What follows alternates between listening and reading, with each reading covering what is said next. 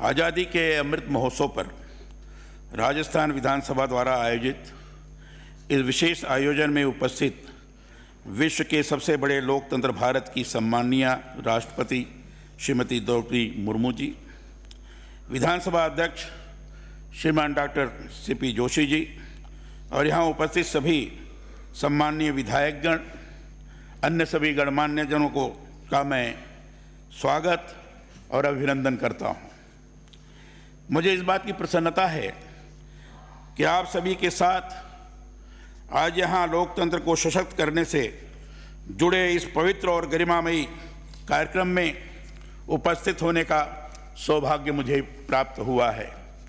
विधानसभा लोकतंत्र का पवित्र स्थल है, पवित्र सदन है।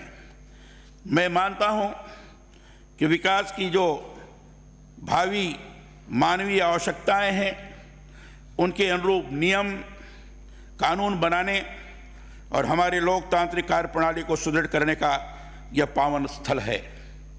विधायिका यदि प्रभावी रूप में कार्य करती है तो उसका सीधा असर कार्यपालिका पर पड़ता है और कालांतर में इससे जनता के हित से जुड़े मुद्दों, विकास कार्यों, जन कल्याण योजनाओं को धरातल पर लाया जाकर उनका क्रियान्वयन सुनिश्चित किया जा सकता है। इसलिए इस सदन के सभी सदस्यों से यह अपेक्षा भी की जाती है कि वे सदन की मर्यादा को कायम रखते लोकतंत्र के सशक्तिकरण के लिए कार्य करें। भारतीय परंपराओं में आरंभ से ही लोकतांत्रिक मूल्यों में आस्था रही है। कौटिल्य के अर्थशास्त्र में दो तरह के गणराज्यों के बारे में चर्चा है। पहला है अयुद्ध गणराज्य, अर्थात ऐसा गणराज्य जिसमें केवल राजा ही फैसले लेते, और दूसरा है श्रेणी गणराज्य, माने इसमें हर कोई भाग ले सकता है। वैशाली इस कोटि का देश का प्राचीन गणराज्य माना गया था, पर इससे भी पहले पाणिनि ने कुछ गणराज्यों का वर्णन अपने व्याकरण में किया है। पाणिनि की अष्टाध्यायी में जनपद शब्द का प्रयोग आया है। जनपद माने ऐसे स्थान जिनकी शासन व्यवस्था जनता द्वारा चुने हुए प्रतिनिधियों के हाथों में रहती थी। मुझे इस बात की प्रसन्नता है कि मैं लोकतंत्र से जुड़े देश के सभी सदनों का सदस्य रहा हूँ। राज्य के संवैधानिक प्रमुख के नाते आज राज्यपाल पद पर हूँ, परंतु इससे पहले लोकसभा, राज्यसभा, विधानसभा, विधान परिषद आज सभी में मैंने काम किया है। इसलिए संसदीय लोकतंत्र में मेरी गहरी आस्था प्रारंभ से ही रही है। यहाँ अपने अनुभवों के आधार पर कहूँगा कि लोकतंत्र की असली ताकत केवल और केवल जनता है, जो चुनकर अपने प्रतिनिधियों को संवैधानिक संस्थाओं में भेजती है। इसलिए लोकतांत्रिक संस्थाओं के अंतर्गत हमारा सर्वोच्च कर्तव्य भी यही है कि जन विश्वास पर खरा उतरते उनके सर्वांगीण विकास के लिए इन संस्थाओं के जरिए हम काम करें। प्रयास करें कि सदन निरर्थक बहस और एक दूसरे पर आरोप प्रत्यारोप लगाने का स्थान नहीं है। यह वह स्थान है जहां पर जन कल्याण से जुड़े मुद्दों पर सार्थक रूप में भावी ढंग से कार्य किया जाता है। व्यक्तिगत रूप से मैं यह मानता हूं कि स्वाधीनता का अर्थ राजनीतिक स्वाधीनता भरी नहीं है। स्वाधीनता का अर्थ आर्थिक कल्याण, सामाजिक न्याय, सांस्कृतिक मूल्यों में विश्वास और भावनात्मक पुनर्जागरण। जनता के चुने हुए प्रतिनिधियों का यह दायित्व बनता है कि वह इसी संदर्भ में अपने लोकतांत्रिक शक्तियों का अधिकाधिक उपयोग करें। लोकतांत्रिक मूल्य मतदान से चुनी सरकारों में ही निहित नहीं है, बल्कि यह निर्वाचित प्रतिनिधियों की वह आवाज़ है जिसमें पूर्वाग्रहों से परे होकर किन्हीं सार्थक मुद्दों, निर्णयों पर मंथन किया जाता है। मैं चाहता हूं कि सदन के पवित्र सदन में पक्ष प्रतिपक्ष संवैधानिक मर्यादाओं के साथ सहमति असहमति के जरिए अपनी लोकतांत्रिक अभिव्यक्ति करें। सदन के प्रतिनिधि अपनी बात सदन में रखें, परंतु अनुशासन और शालीनता के साथ संविधान ने हमें अधिकार दिए तो कर्तव्यों का पाठ भी पढ़ाया है। जरूरत इस बात की है कि दोनों के प्रति ही सजग रहा जाए। लोकसभा, राज्यसभा, विधानमंडलों के अंतर्गत चुने हुए प्रतिनिधियों को बहुत सारे अधिकार हैं। संविधान के अनुच्छेद 105 और अनुच्छेद 194 के अंतर्गत सदन के सदस्यों को विशेषाधिकार भी दिया गया है, इसलिए कि बगैर किसी बाधा के वे ठीक से कार्य कर सके।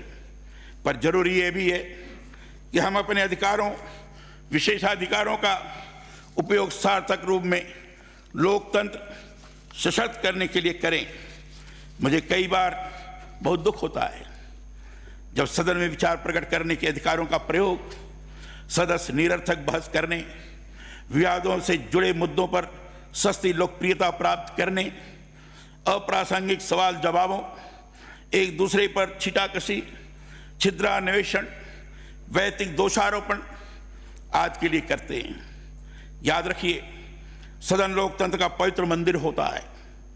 यहाँ पूर्वाग्रह रखते आरोप प्रत्यारोप केवल दलीय भिन्नता के कारण विरोध और सदन ठप करने की मानसिकता से जनता से जुड़े मूल मुद्दे प्रायः गौड़ हो जाते हैं। इससे सदन का कीमती समय बर्बाद होता है, निर्णय हो ही नहीं पाते। ऐसी स्थितियां किसी भी स्तर पर नहीं होनी चाहिए। हमारा ये प्रयास रहना चाहिए कि सदन समुचित रूप में चले और यहाँ जनहित में सार्थक कार्य हों। लोकतंत्र की मजबूती के लिए और जनता के हित में अधिकाधिक कार्य किए जाने के लिए ये जरूरी है कि सदन की बैठकें समय पर आहूत हो। एक ही सत्र को लंबा नहीं चलाया जाए, बल्कि सत्रावसान की कार्रवाई समुचित ढंग से यथा समय हो। इन सभी से ही लोकतंत्र सशक्त होता है। इसी की आज सर्वाधिक आवश्यकता है। मैं इस अवसर पर यह भी कहना चाहता हूं कि सदन में बोला जाने वाला एक एक शब्द महत्व रखता है। यहाँ जो सदस्य चुनकर आते हैं उनके आचरण का इतिहास बनता है। इसलिए सदन की मर्यादा के लिए, लोकतंत्र को सुदृढ़ करने के लिए ही हमें सभी स्तरों पर कार्य करना चाहिए। यही हम सभी का दायित्व भी है। ऋग्वेद में आता है, भद्रम गृहम कृणसु भद्रवाचो उच्चैते सभासु, अर्थात घर को भद्र बनाएं, फिर वाणी को भद्र बनाएं और सभा में भद्र आचरण करें।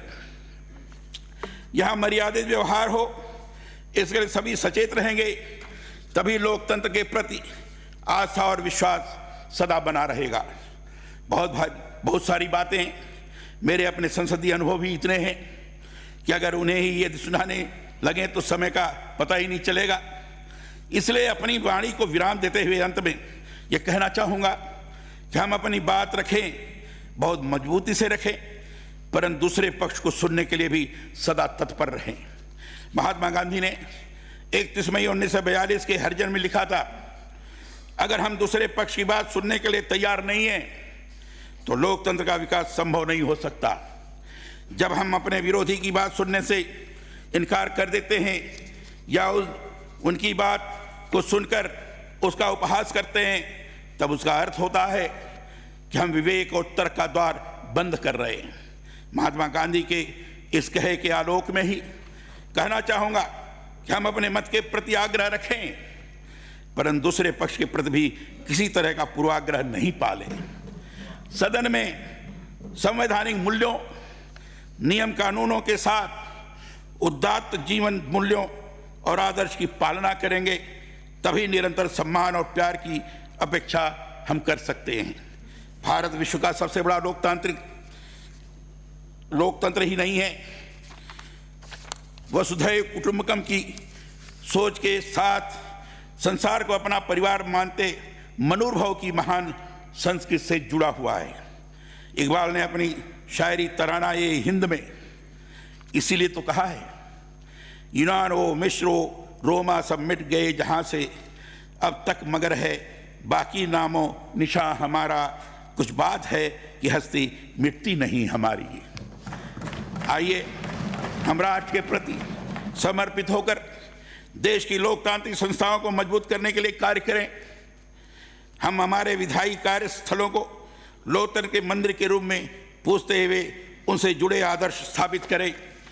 उनके जरिए हम राष्ट्र और जनमन के विकास के लिए कार्य करें। सम्माननीय राष्ट्रपति महोदया का एक बार फिर यहाँ अभिनंदन और स्वागत है। आपने मुझे यहाँ स्मरण किया, मुझे अपनी विचार व्यक्त करने का अवसर प्रदान किया। इसके प्रति अत्यधिक आभार व्यक्त करते हुए आप सब लोगों का पुनः अभिनंदन करते हुए अपनी वाणी को विराम देता हूँ। बहुत बहुत धन्यवाद। जय हिंद।